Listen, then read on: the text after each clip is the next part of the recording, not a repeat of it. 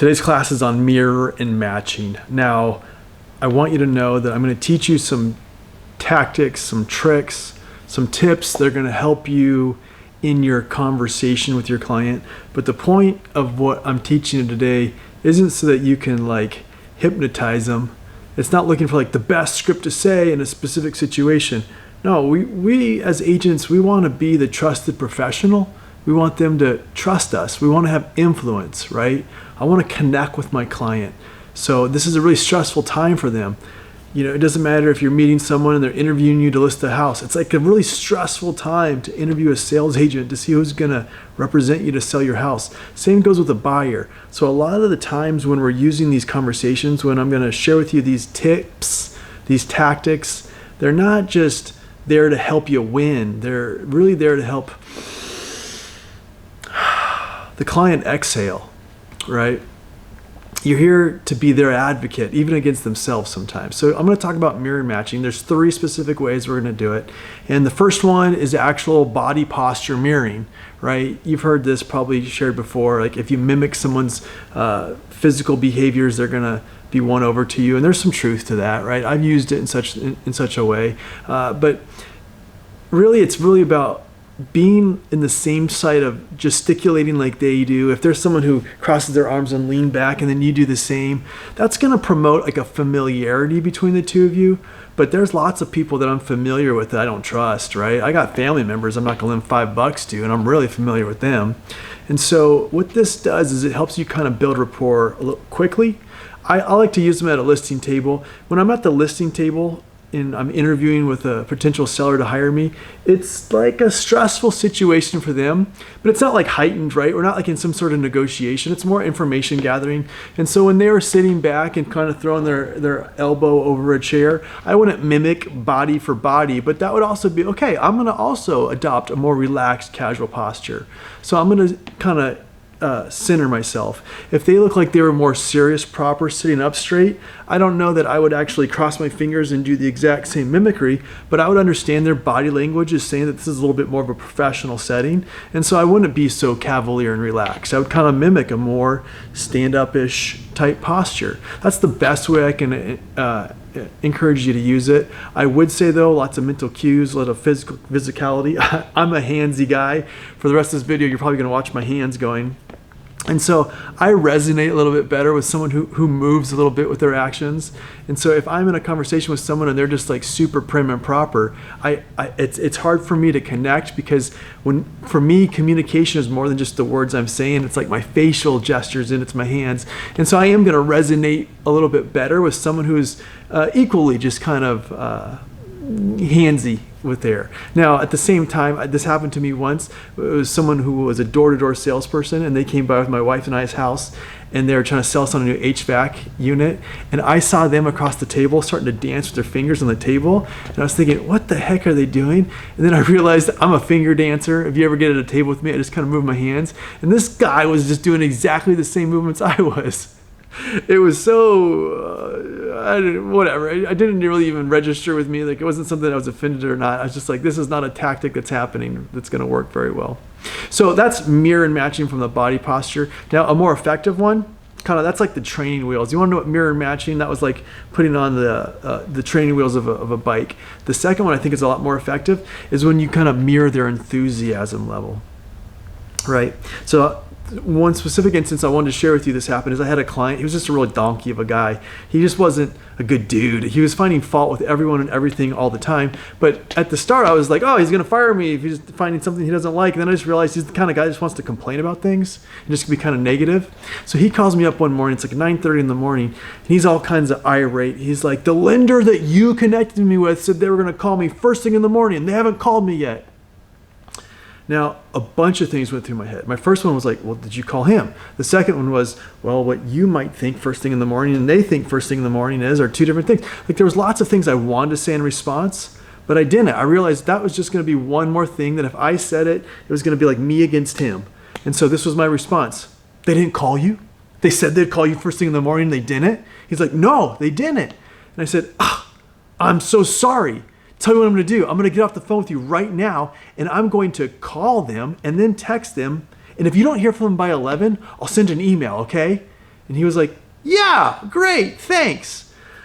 Two things that did for me: it got me off the phone with him really quick, and second, he just needed me to be as animated about the situation as he was, right?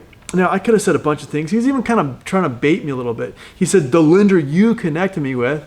It's like you could go down so many rows of just, well, he's always been a trusted professional in the past. I don't know why he dropped the ball this time. Like, they don't need an explanation. They don't necessarily even need you to defend it. What sometimes a client in that situation wants is just to know that you feel as passionate about it as they do. Right? You have a buyer and they submitted an offer on a house and it got rejected, and not just rejected, they didn't even give us like a response. And you call up your client and you're like, they didn't accept our offer. In fact, they didn't even respond to it. They're going to be super livid, or they're going to be super animated, and it's not helpful for you to be as like, well, this happens all the time. If we had submitted more, if we would have asked or offered more, we would have probably gotten a response. Like, that's not actually like productive to the situation scenario. If they're super incensed that they didn't get a response to their offer, then you too, maybe not as escalated, need to be like, I know, we worked so hard to put it together. I don't understand why they couldn't at least respond with a counter offer. Like, just kind of mirroring their energy level, but to a lower extent, is what the client wants to hear from you, to know that you're on their side, that you're fighting just as hard for them as they want you to. Now, this has also worked against me once. I had a client, she was a single gal, she was buying a newer construction home, and I was pretty positive we weren't going to see anything wrong in the inspection response, but she was so animated, worked up about it, like she was so nervous about it, like she even took a half day off work and she wanted to be there. And in hindsight now, I can understand a lot of what she was feeling, having not probably been a very handy person, but the inspection went with flying colors. There was very little that went wrong, and after the inspection, she let out a big sigh of relief. She's like, oh my gosh, I was so nervous about all that. Now we can finally just start to celebrate, break out the champagne. And she was enthusiastic and excited. Well, I did the worst possible thing you could do. Because she was so nervous about this whole thing, I kind of wanted to set her up for what was to come next. And my response, I didn't get excited with her. I didn't share in the moment. I said, well, just so you know, the appraisal's coming next week, and then we still haven't gotten through all your financing underwriting conditions. Womp. Now, we ended up going through, the house got sold, but I could tell in that moment what the client needed from me most was to match her enthusiasm, to be excited when she was excited, and then to be sad when they're sad.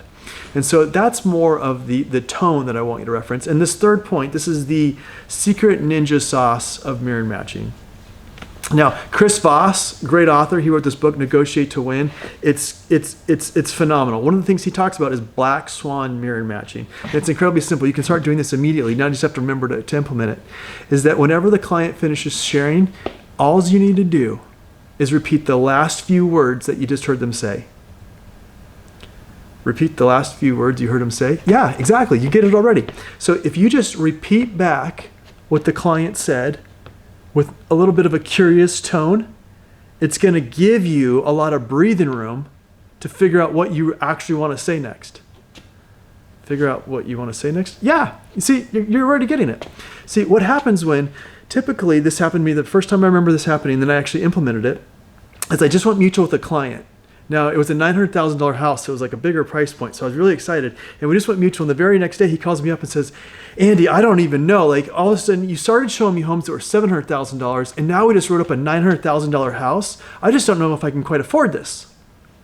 And he totally caught me off guard, because we just went mutual, right? It was like a husband and wife team. Things were going really well. I had no reason to believe that was the kind of phone call I was going to get. And if I had responded like, well, you said you wanted the house, right? Or do you still want to proceed? Or if I said anything that kind of presented itself as more like antagonistic, then I don't really know that we would have gotten as clear. I don't know if they would have rescinded on the property, but when I responded like this, he said, I just don't know if we can afford this price point.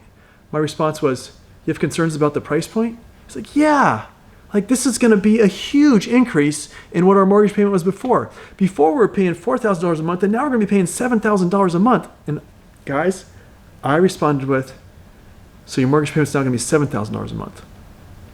And he said, yeah, I just don't know if we can afford it. Well, I mean, I know we can afford it because now my wife's working. And well, when we bought that last house, that was 10 years ago. And so we do have a lot more equity to put down. So I guess I could put down more than 20%. Guys, in the matter of a 10-minute conversation, he just talked himself out of any emotional riled upness that he was bringing into the phone call. Now, right away when he called, if I had responded with what came natural, it wouldn't have gone well because I was totally not ready for this. And so by me actually just repeating back the last thing that I heard him say, it showed that I was active listening, right? I wasn't just ready to jump down his throat and tell him why he was wrong. And then I was also giving myself time to think about how I wanted to respond if that was necessary. You might be familiar with like the ladder approach of communication. It means that if I say something and you don't understand it and you say what, I typically just say the exact same thing I just said, but now louder, right? I saw this not too long ago. My daughter and I were walking on a beach in Honduras, and there was some gringa. She was wanting to get her hair braided, and we were like 50 feet away, and we could see this poor little sweet Honduran lady had they were trying to communicate through kind of like sign language so she could braid her hair, and all we hear is this gringa shout, "I said red, white, and blue beads." Listen, lady, she didn't understand you when you were whispering. She definitely doesn't understand you because you're shouting. And that's what happens when we just kind of respond with, what? We just kind of say the same thing in a louder tone. So when you change the pattern, when you repeat back what you just heard them say, it gives them a chance to use a whole new, brainwave. To them, they're not having to go back and say again what they just said. They get to expand on their thought, which a lot of times is what you need to hear, because sometimes the clients are going to say some things that just sound ridiculous to us at face value. And if we just respond to it, we're not really getting anywhere with the client. But if we let them just kind of process it more and share it more, oh, I see what you're saying now. It kind of helps us come to agreement. What you really want to remember with everything, with mirror and matching, even from the body language to the enthusiasm to kind of repeating back what you're saying, is you don't want to find yourself at odds with your client. You don't want to argue with them, because even if you win, you're losing a little bit. I always want to take the client from me against them so that they're sitting on the same side of the table with me, right? And it's me and them together against whatever the problem is. And that comes when I understand a lot more and bring them over to my side of view, as opposed to me just telling them why they're wrong. Think of the DISC profile. So you could tell a client that they're wrong and you could be right, but you're losing credibility with them, especially if they're a higher D personality or their spouse or significant other was in the room to hear it. Mirror matching, it's a hidden little ninja tool. Hope you use it more.